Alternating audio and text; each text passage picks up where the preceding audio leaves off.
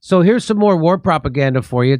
You saw this. This is a story in the BBC. So watch this. The reason why I grabbed this was because wait till you find out what they say in paragraph 8.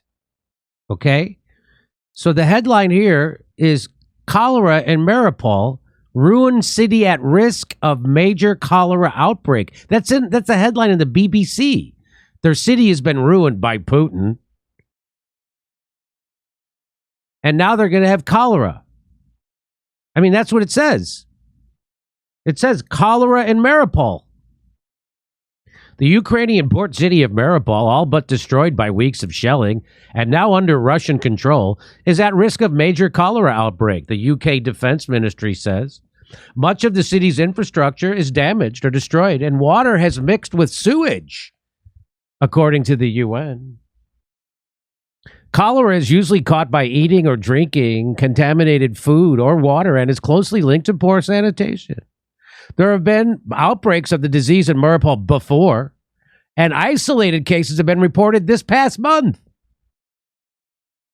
And the city's Ukrainian mayor told BBC that cholera, dysentery, and other infectious diseases are already in the city, and the city has been closed off to avoid a larger outbreak.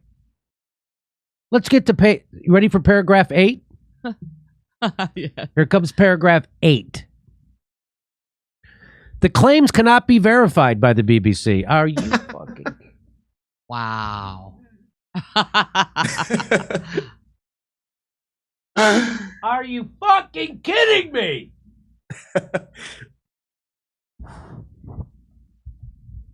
And the Russian-appointed mayor says regular testing takes place and no cases of cholera had been recorded. What? Yes. That's paragraph 8. Ukraine's health ministry said it has limited access to information from Mariupol, but has conducted testing in Ukraine-held territory and not uncovered any cases. The Ukrainian mayor they cited is about as much the mayor of Mariupol as Juan Guaido is the president of Venezuela, by the way. So the real guy is this guy. Is the Russian-appointed mayor. He's the real mayor.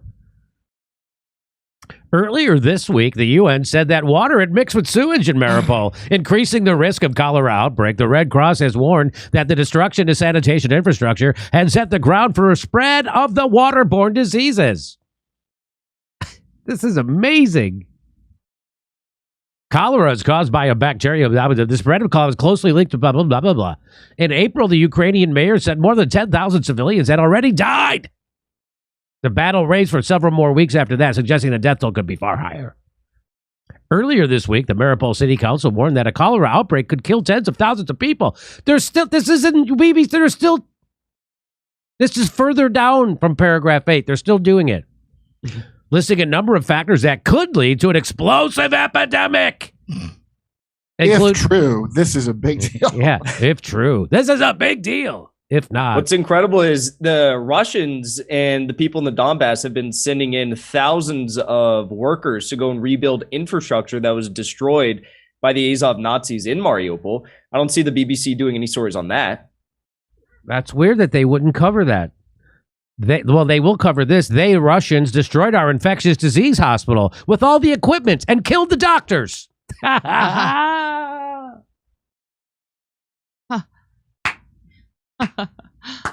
Oh. Did Amber Heard write this article? What if it spreads to the floor babies that were thrown on the floor by the floor babies that we take out of their incubators?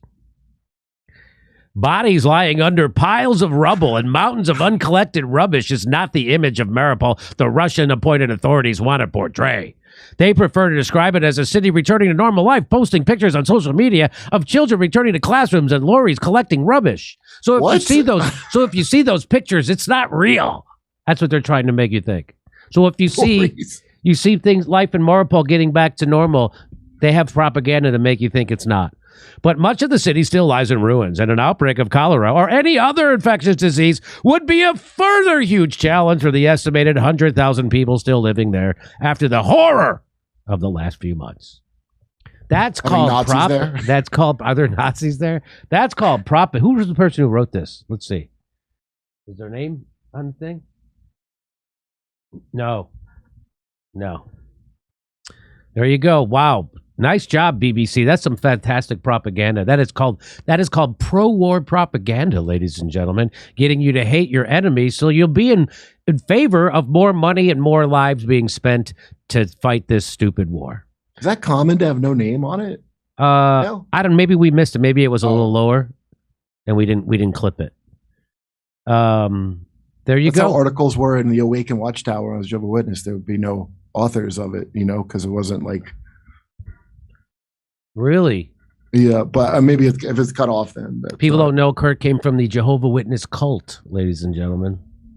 It helps inform his view of the world today, because he's able to spot gaslighting bullshit. I hear they all have dysentery now. That's the word that's coming. I was brought up Catholic, same kind of training.